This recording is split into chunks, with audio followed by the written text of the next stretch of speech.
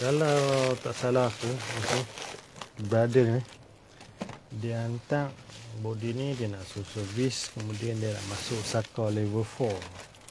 Sayang lah, sebab 7D dia bukan body biasa-biasa. Kenapa aku kata sayang? Ya, 7D alang-alang masuk level 4, lebih baik terus masuk level 5 Saka.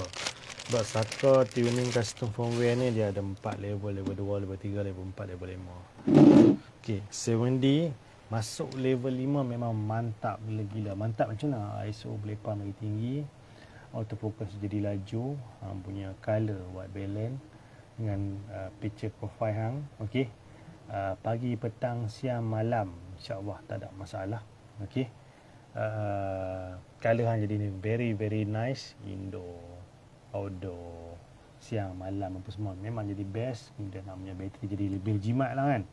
Okey, bila pakai level tinggi ni hang tak pening dah, orang kata nak upgrade dah. Sebab okey, macam brother ni dia nak ambil level 4. Bila ambil level 4 dia ada satu harga. Okey, bila hang nak ambil level 5 bukan top up, hang kena ambil lagi satu harga. Jadi hang jadi dua model. Sayang lah kan, alang-alang dah ambil level 4 terus ambil level 5. So far jom kita tengok body dia. Untuk orang-orang yang tak mau upgrade body kamera, kemudian tak mau pening kepala, nak pakai lagi 5-10 ton, nak big kamera yang harga 5 angka, insya-Allah hantar mic aku memang aku boleh buat. Okey, dalam dia pun kotak, dalam dia kotak sikit lah. 7D untuk 2025 memang boleh pakai. Sebab apa? 7D ni dia specialize, shutter dia lebih tinggi, lebih laju daripada biasa. Ketahanan dia memang padu. Sebab tu di era kegemilangan dia, ramai wartawan pakai dia.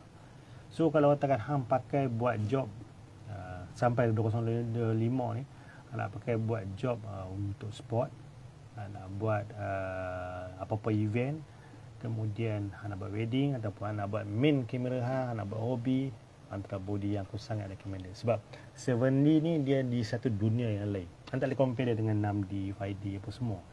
Dia kamera crop yang sangat-sangat padu. Okey, 2025 nak invest dia tak rugi mana pun. Dia second hand dia 1000 plus minus. Bukan aku jual, aku tak jual pun. Okey, hang kena cari dalam internet. Even kalau depa jual harga 1,500 ke ada 2,000 ke, hang tengok dalam internet, kalau condition dia sangat cantik, sangat padu, boleh je beli sebab benda dah tak keluar, dah tak ada dah. Okey, dan dia legend. Okey, takat tu je yang aku boleh share pasal 7D, aku tak mau share banyak dah. Okey. Kemudian siapa-siapa yang ada soalan fotografi nak tanya, hampa nak servis repair dengan aku dia Hitam Penang. Okey, tak tahu masa nak hubungi atau ada soalan-soalan, just nak rujuk je, nombor phone aku ada kat bawah, kat tepi kat atas. Hampa ambil nombor phone, jangan call biasa, jangan call WhatsApp, aku tak suka jawab. Okey, apa yang hampa perlu buat, hampa text message, voice message ataupun video message, hantar ke nombor aku tu, insya-Allah aku jawab. Simple, yang tu je cara.